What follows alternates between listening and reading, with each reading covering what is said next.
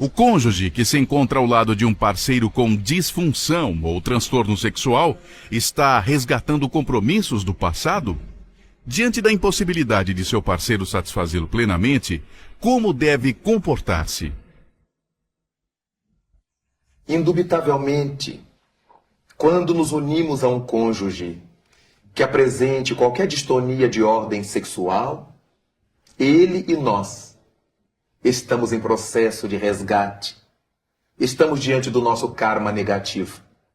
Nós ambos necessitamos desse processo reeducador para encontrarmos a felicidade buscada mais cedo ou mais tarde. Desse modo, é importante que tenhamos em mente a necessidade de ajudar ao outro, medicamente, psicologicamente, estruturalmente, sem nenhum desejo de atraiçoá-lo, sem admitir que temos que nos satisfazer apesar de qualquer circunstância. Até porque cada criatura humana tem um nível de satisfação sexual diferente da outra. Não existe um padrão de satisfação sexual. Há pessoas que estão satisfeitas sexualmente com o olhar do outro, com o carinho do outro, com o toque físico do outro. Há outras que ficam satisfeitas sexualmente com a relação de intimidade, com a relação genital, com o seu ser querido. Mas há outros que se dizem satisfeitos sexualmente se puderem ter um relacionamento de intimidade com um grupo de pessoas, com homens e com mulheres. Então, em cada indivíduo percebe-se que o nível de atendimento sexual, de satisfação sexual, está bastante diferente do que se encontra em outras pessoas. Então isso é de uma grande relatividade. Quando nos unimos a alguém por amor, e esse alguém apresenta-se incapaz de nos satisfazer aquilo que desejamos, o respeito diante da visão de Deus deve nos fazer seguir ao seu lado, apoiando-o, sem frustrá-lo e sem frustrar-nos, reeducando a nossa libido, reeducando a nossa sexualidade, em nome do amor que sabe renunciar. Naturalmente que vivemos num mundo como o nosso, de provas e expiações, e que certamente a criatura humana terá que dar conta desses compromissos quando ela não consiga respeitar o tálamo conjugal, respeitar o cônjuge comprometido com problemas de saúde sexual. Cada qual vai responder por si. E a divindade analisará, por meio de suas leis, aqueles que já teriam condições de se suplantar e não o fizeram, e não o conseguiram. E aqueles que não tinham condições e se deixaram arrastar pelo rio das vicissitudes na sexualidade. Será sempre importante que quando o nosso cônjuge apresente disfunções, o respeitemos. Até quando pudermos estar liberados desse compromisso para assumirmos novos compromissos, realmente sob o signo da felicidade. Como a doutrina espírita analisa o adultério? O adultério, enfocado desde os tempos de Moisés, no Velho Testamento da Bíblia judaica, é um fenômeno da criatura humana. O indivíduo humano renascido na Terra tem em sua natureza ainda rudimentar essa tendência à traição. O adultério é um tipo de traição. E nós podemos adulterar tantas coisas. Adulteramos a língua que falamos, adulteramos o que os outros falam, adulteramos uma imagem que vemos, simulamos coisas que não estão acontecendo. E existe esse processo da traição entre cônjuges, que nos acostumamos a chamar de adultério. Obviamente que é alguma coisa reprochável pelo bom senso, independente de que seja um bom senso à luz do espiritismo. Qualquer pessoa amadurecida entenderá que, não gostando de ser traída, não deverá gostar de trair, seguindo a proposta de Cristo, de fazer ao outro o que gostaríamos que o outro nos fizesse. Desse modo, cabe a cada criatura que se sinta tentada a trair o outro, pedir ao outro socorro, ajuda, abrir seu coração, abrir sua alma. Fulano, fulana, eu tenho uma tendência terrível à diversificação. Gostaria que você me ajudasse. Quando tiver que sair, de ir à festa, vá comigo, me acompanhe, me facilite lutar contra essa pressão que eu sofro. Naturalmente que o outro não gostará, mas se sentirá devidamente confortável por ter merecido a confiança dessa exposição. É natural na criatura humana, ainda nos níveis que encontramos na Terra, essa inclinação ao adultério. Não é nada recomendável. E foi por isto que no Velho Testamento judaico, Moisés permitiu que os homens dessem carta de divórcio às suas mulheres. Hoje, as mulheres dariam também aos seus esposos pela dureza dos vossos corações, diz Moisés. Porque no princípio não era assim.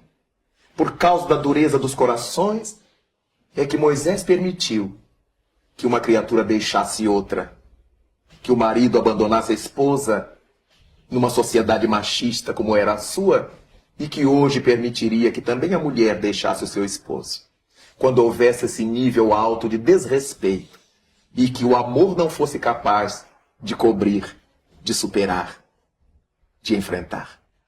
Quando falamos de amor, de exemplos maiores, muitas vezes é citada a sublimação do amor. É cabível falarmos em sublimação do amor nos dias atuais? Teríamos exemplos para seguir?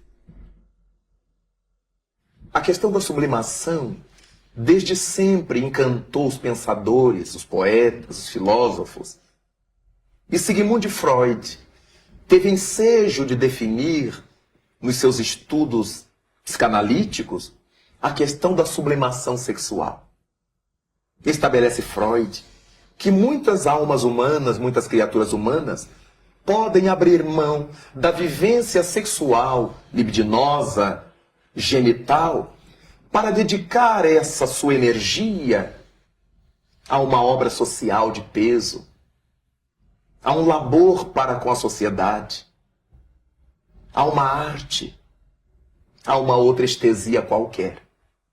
Alguém poderá abdicar da vida libidinosa, da vida sexual genital, em prol de alguém, em prol de criar crianças num lar de orfandade, de cuidar de idosos, de atender à tarefa da música, da arte, em qualquer das suas expressões, sem que isso a desmobilize como criatura humana. Pelo contrário, isso lhe trará estesias diferentes. Analisando Freud, podemos entender que esses indivíduos que sublimam suas energias da libido estão encontrando um outro caminho para a sua satisfação sexual, já que a energia sexual é a presença de Deus em nós. É graças ao sexo que nós recriamos, que somos co-criadores com Deus. Por causa disto, a sublimação é possível mesmo nos dias de hoje. Quando víamos o sacerdócio organizado, em que as pessoas faziam um juramento de viver castas, sem relação sexual. Mas um casal que se ama, que se respeita, pode ser casto, vivendo a relação sexual. A castidade não advém da abstenção sexual em si mesma. A castidade advém da forma respeitosa e grandiosa com que se vive a sexualidade. A castidade é um modo de ser, não é uma prática em si. Há muita gente que é casta para a sociedade, porque não se casou, porque recebeu ordens religiosas, sejam quais forem, mas tem uma vida mental libidinosa, prostituída, atormentada. Logo, elas não são espiritualmente castas. Enquanto há homens e mulheres que não abriram mão de sua relação íntima de sexualidade, mas fazem com tamanho amor e respeito de um para com o outro, que o seu relacionamento é casto. Mas encontramos na nossa sociedade exemplos como os de Francisco de Assis e Clara de Assis.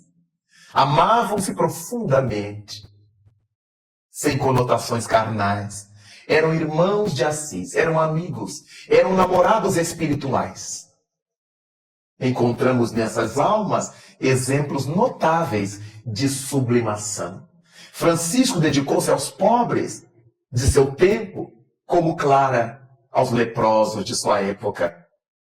Encontramos esse tipo de sublimação em Madre Teresa de Calcutá, em Francisco Cândido Xavier, Edivaldo Pereira Franco, homens e mulheres que abdicaram de ter a sua própria família corporal, seus filhos da carne, para tratar dos filhos dos outros, dos pais dos outros, das famílias dos outros. Porque em verdade na Terra todos somos uma só família.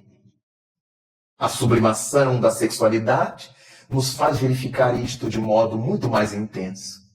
É possível, sim, dedicar a nossa libido a uma causa formidável do bem.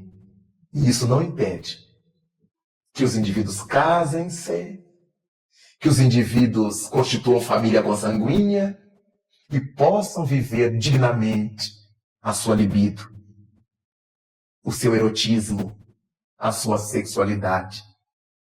Porque tudo isso envolve amor. E o amor é a presença de Deus junto a nós. Segundo o evangelista, o amor é o próprio Deus.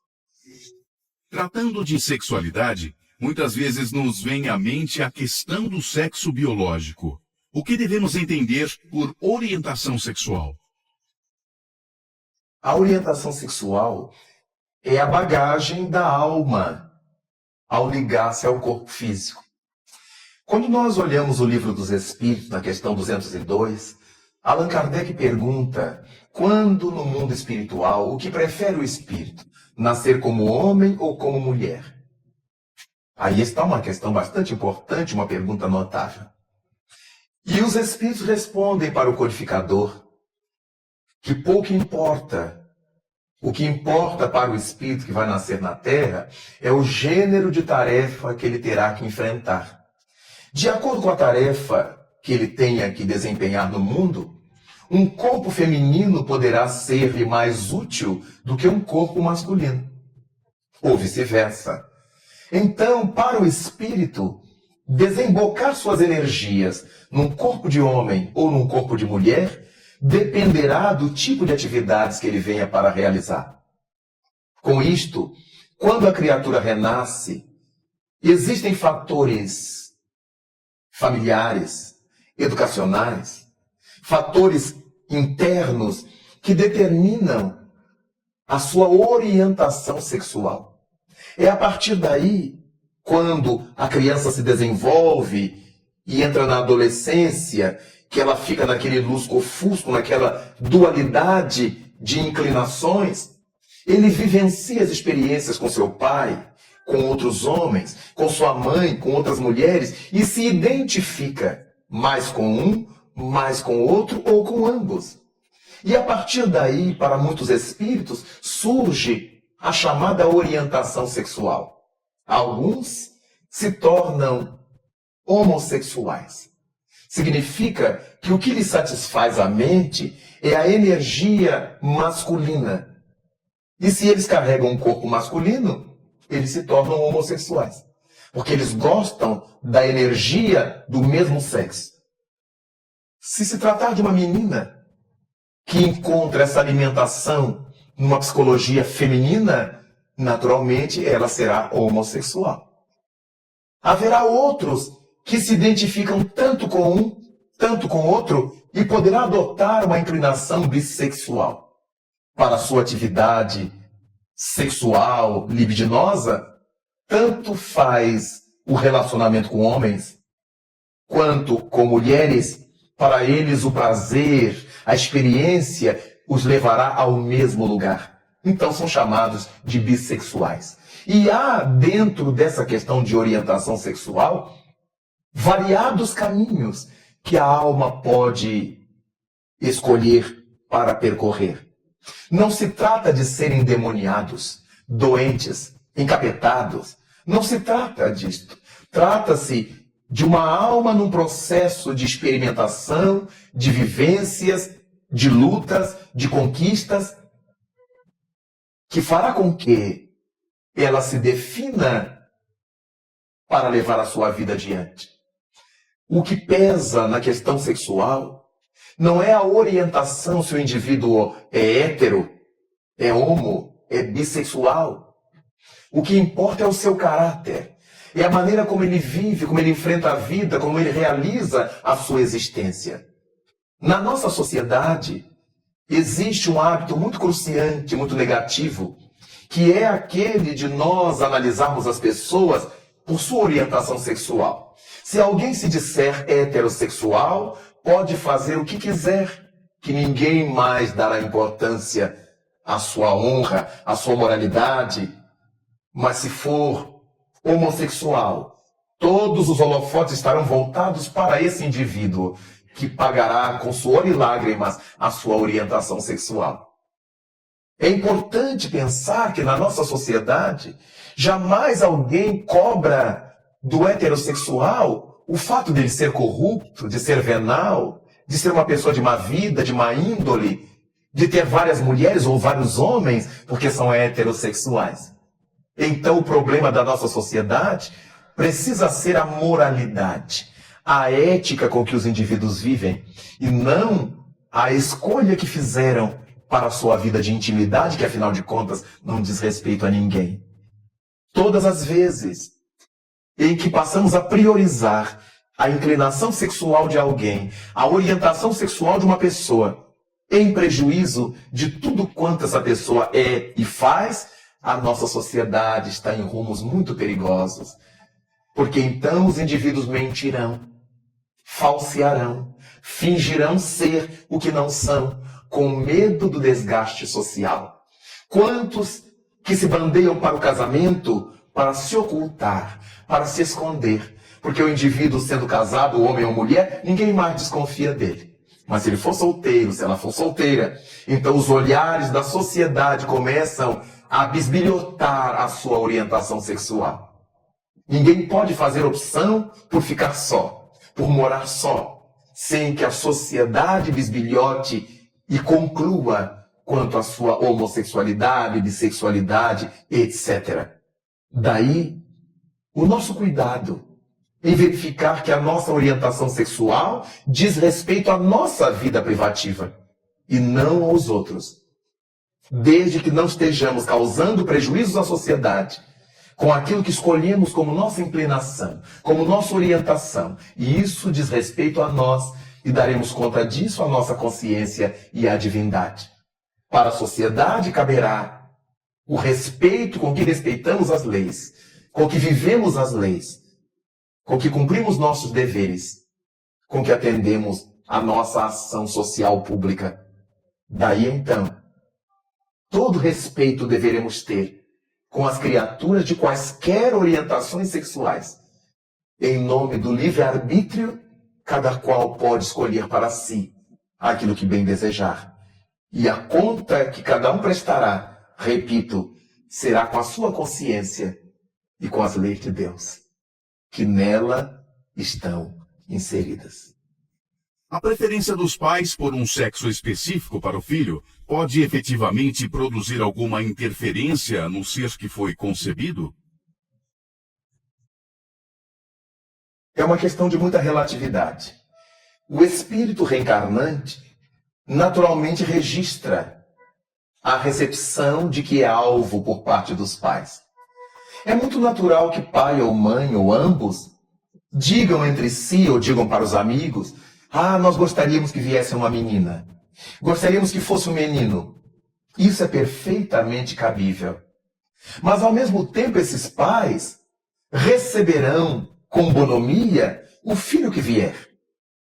Então, claro que isso não vai causar problemas sobre o espírito que se vê acolhido pelo amor, pelo carinho desses pais. Nada obstante, existem casais em que o pai rejeita a criança se não tiver nascido o sexo que ele esperava.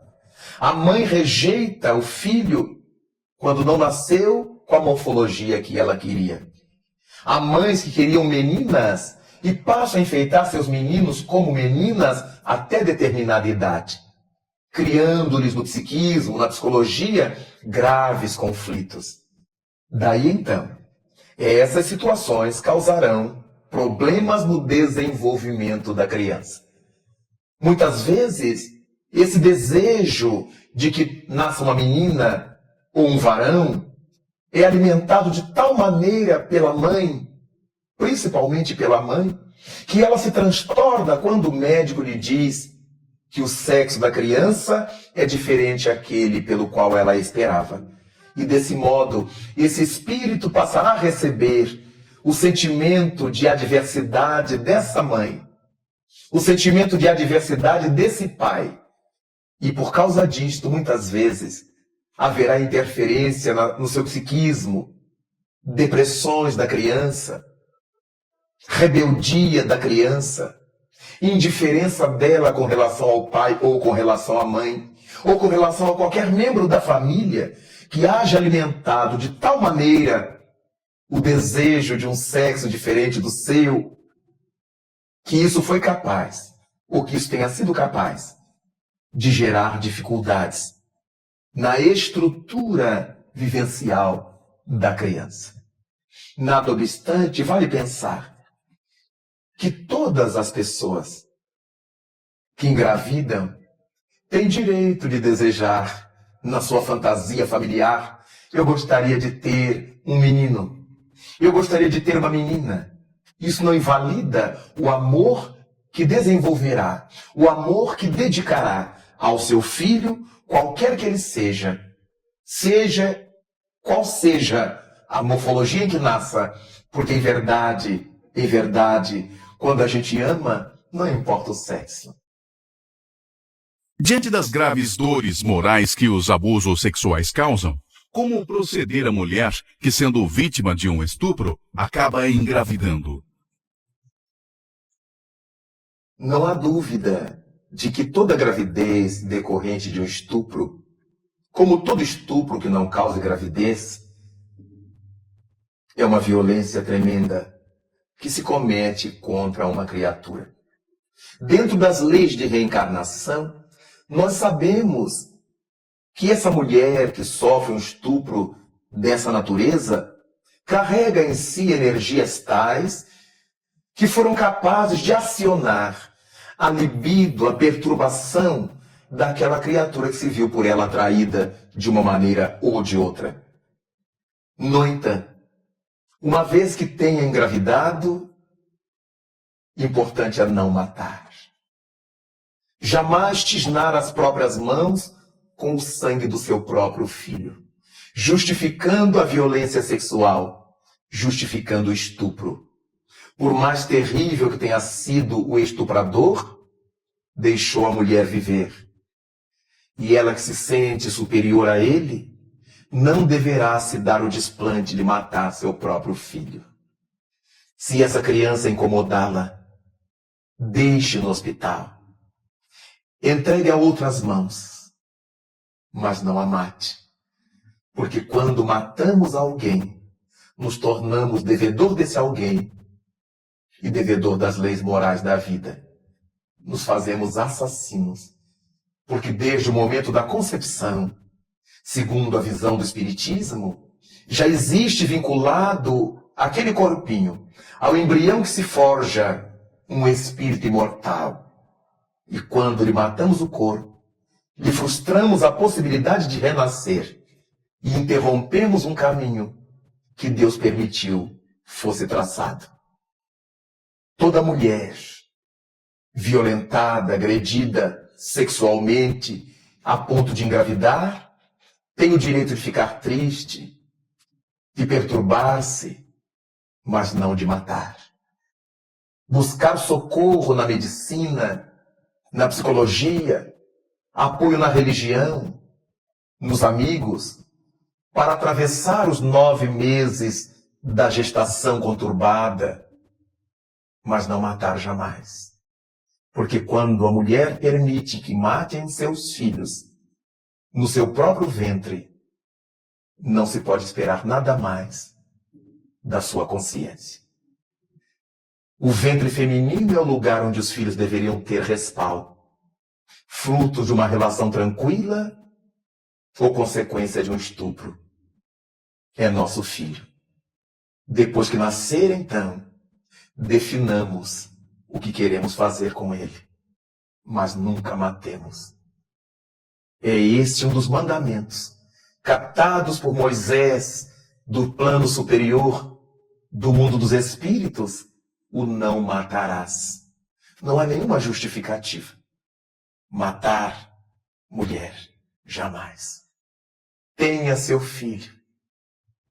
Muitas vezes, quando ele chorar, quando você olhá-lo frontalmente, quando sentir nos seus braços o corpinho frágil, não terá coragem de dá-lo, muito menos de matá-lo.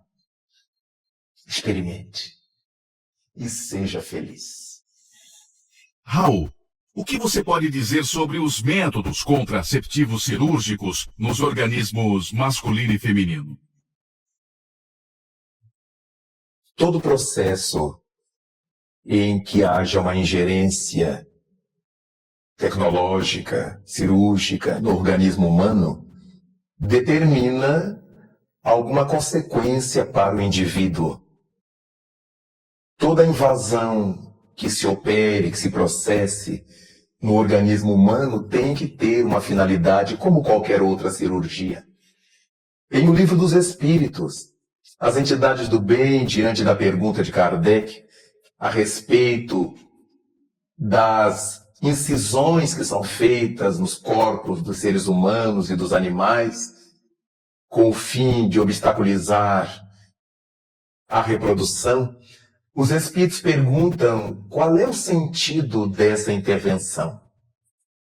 Se não houver nenhum motivo sério, grave, logicamente que deverá ser evitado. Mas a medicina na Terra corresponde às mãos de Deus junto à sociedade humana. A medicina bem orientada, bem estruturada, responsável, certamente reproduzirá a vontade do Criador junto à sua criatura. Todo médico tem o sentido de ética de saber quando e por que recomendar aos seus pacientes a laqueadura, a vasectomia, nos casos em que isso seja necessário. Daí, nem tanto ao mar, nem tanto à terra, nem liberar totalmente essas intervenções e nem tentar proibi-las, porque para tudo deve haver um sentido ético, com consequências morais indispensáveis. Agradeço sua audiência, ela é muito importante para nós e espero que tenha gostado desse conteúdo. Te convido ainda a conhecer outros vídeos navegando pelo nosso canal, ou, se preferir mais vídeos sobre essa temática, basta acessar os links na descrição desse vídeo. Caso ainda não seja inscrito, aproveite agora a oportunidade e ative o sininho das notificações. O YouTube tem reduzido as entregas de conteúdo sem essa ativação. E se algo tocou o seu coração ou despertou uma dúvida, deixe seu comentário. Sua participação fortalece a entrega dos vídeos e promove uma troca rica entre todos que buscam compreender mais sobre o espírito imortal. Compartilhe com amigos e familiares, e vamos juntos espalhar luz, conhecimento e esperança por meio da doutrina espírita.